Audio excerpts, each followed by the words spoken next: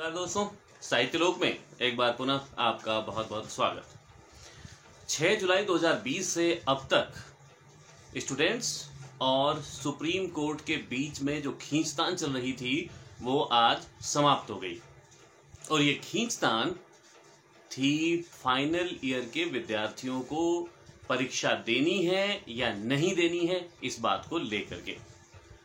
6 जुलाई को जब यूजीसी ने अपनी गाइडलाइन जारी की थी तो उसमें उसने स्पष्ट बता दिया था कि प्रथम वर्ष और द्वितीय वर्ष के जो विद्यार्थी होंगे या फिर स्नातकोत्तर के जो प्रीवियस ईयर के विद्यार्थी होंगे उनको किस आधार पर मार्क्स दिए जा सकते हैं, और ये भी बता दिया था कि फाइनल ईयर के परीक्षाएं तो आयोजित होंगी ही, उसके बिना विद्यार्थियों को पास नहीं किया जा सकता, उनको डिग्री नहीं दी जा सकती।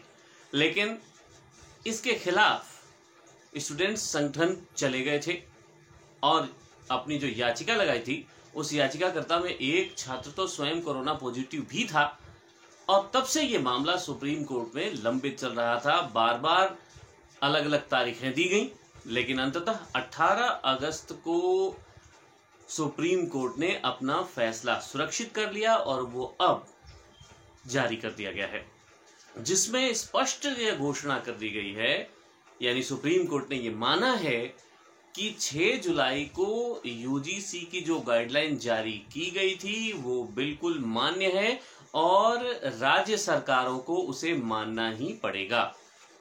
इससे एक बात बिल्कुल स्पष्ट हो गई है कि राज्य सरकारों के द्वारा विश्वविद्यालय की परीक्षाओं पर रोक नहीं लगाई जा सकती, जैसा कि राजस्थान गवर्नमेंट ने किया भी था, घोषित किया था पूर्व में कि बिना परीक्षाएं ही समस्त कक्षाओं को प्रमोट कर दिया जाएगा, लेकिन वो फैसला स्वतः ही निरस्त हो जाता है। पिछले वीडियो में मैंने आपको बताया भी था कि किस प्रकार मार्क्स दिए जाएंगे प्रथम वर्ष द्वितीय वर्ष के विद्यार्थियों को, उस वीडियो का लिंक भी मैं डिस्क्रिप्शन में आपको दे दूंगा। अब बात आती है कि यूजीसी की नई जो गाइडलाइन है उसमें मुख्य बातें क्या हैं।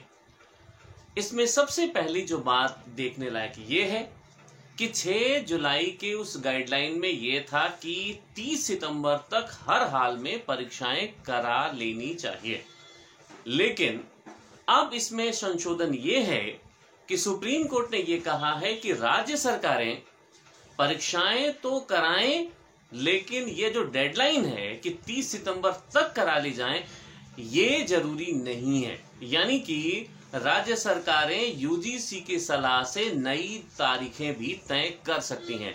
यानी कि यदि राज्य में किसी प्रकार की समस्या की स्थिति अभी है और विकट परिस्थितियां हैं तो वह 30 सितंबर के बाद की तारीख भी घोषित कर सकती हैं, लेकिन परीक्षाएं होंगी, इसमें कोई दो राय नहीं है। महाराष्ट्र, राजस्थान या दिल्ली जैसे कुछ राज्यों ने इसके खिलाफ अपनी बात रखी थी और उन्होंने परीक्षाएं न कराने के लिए भी कहा था, लेकिन आज सुप्रीम कोर्ट ने ये बिल्कुल सिरे से खारिज कर दिया और ये परीक्षाएं सभी को देनी है।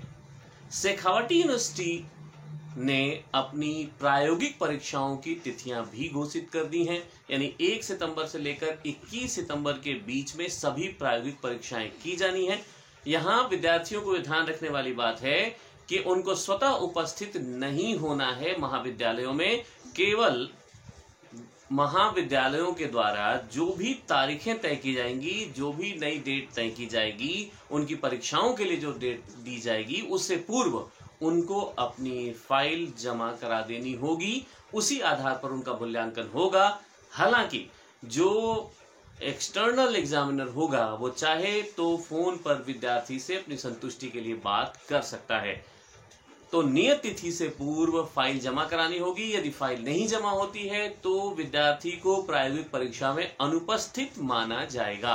तो ये भी तय हो गया है कि प्रायोगिक परीक्षाएं भी आयोजित हो ही रही हैं 1 से 21 सितंबर के मध्य। यूजीसी ने यह स्पष्ट किया है कि वह सर्वे सर्वा संस्था है, उसी के द्वारा डिग्री जारी होती हैं और इसीलिए राज्य सरकारों का इसमें हस्तक्षेप नहीं है।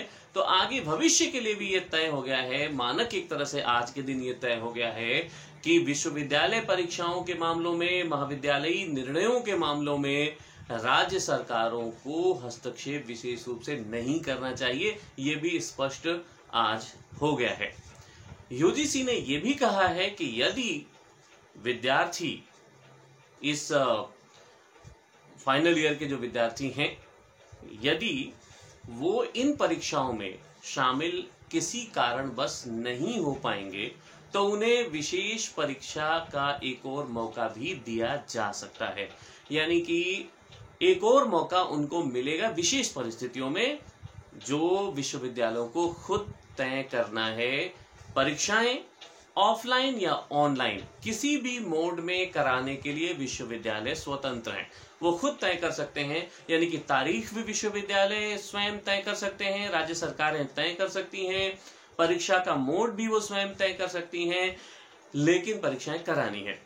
तो यूजीसी ने लचीलापन, फ्लेक्सिबिलिटी जरूर दी है, लेकिन संस्थागत जो उसकी अपनी जो मूल्य हैं उसको उसने बनाए रखा है। छात्रों के हित में ये कार्य यूजीसी के द्वारा किया गया है। जैसा कि बड़े बड़े जो शिक्षाविद हैं उन्होंने भी अपनी राय दी थी कि परीक्षाएं तो आयोजित होनी ही चाहिए, ये हमारे विश्वविद्यालयों की गरिमा का भी प्रश्न है, इसलिए भी ये आवश्यक था। तो परीक्षाओं का आयोजन होना तय है, ऑफलाइन या ऑनलाइन किसी भी मोड में हो सकता है।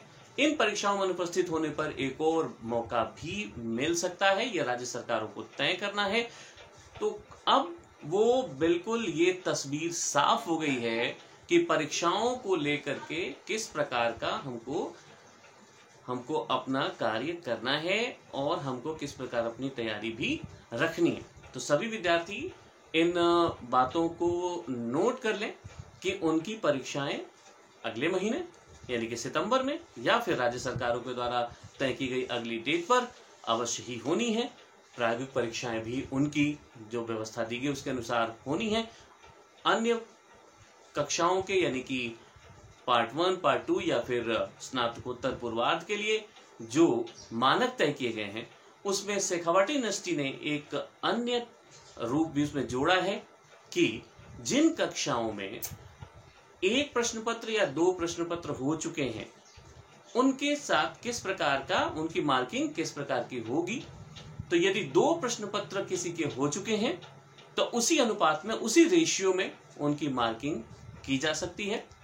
जिनके 1 प्रश्न पत्र हुए हैं उनको एक और प्रश्न पत्र का असाइनमेंट जमा कराना होगा, और यदि किसी का एक भी प्रश्न पत्र अभी नहीं हुआ है तो उसको 2 प्रश्न पत्रों के असाइनमेंट जमा कराने होंगे। उसी रेशियो में, उसी अनुपात में उनका मूल्यांकन किया जाएगा। तो ये एक नई चीज शेखावटी यूनिवर्सिटी ने भी जोड़ दी है। यानी कि यूजीसी की जो गाइडलाइन जो मैंने अपने पिछले वीडियो में बताया था, वो मार्किंग का जो तरीका था वह भी लागू है। यूजीसी ने उसको उसमें अपने फैसले में स्पष्ट बताया है, और शेखावटी यूनिवर्सिटी ने भी अपनी ये उसमें एक नया जो एक पॉइंट है, एक बिंदु है, वो उसमें जोड़ दिया है। तो आगे आने वाले 4-5 दिनों में इसकी गाइडलाइन बाकायदा जारी जरूर करेंगी यूनिवर्सिटीज, विश्वविद्यालय जरूर जारी करेंगे। तो तब तक हम लोग उस पर नजर रखते हैं, लेकिन सभी विद्यार्थी अपनी परीक्षाओं की तैयारी जरूर जारी रखें, क्योंकि ये स्पष्ट हो गया है कि परीक्षाएं आपकी होने वाली हैं और वो अगले महीने या फिर राज्य सरकार जो नई डेट देती है उस पर अवश्य होनी है। तो आप सभी को फिर से एक बार शुभकामना, आप जरूर तैयारी करते रहें। वंदे मातरम।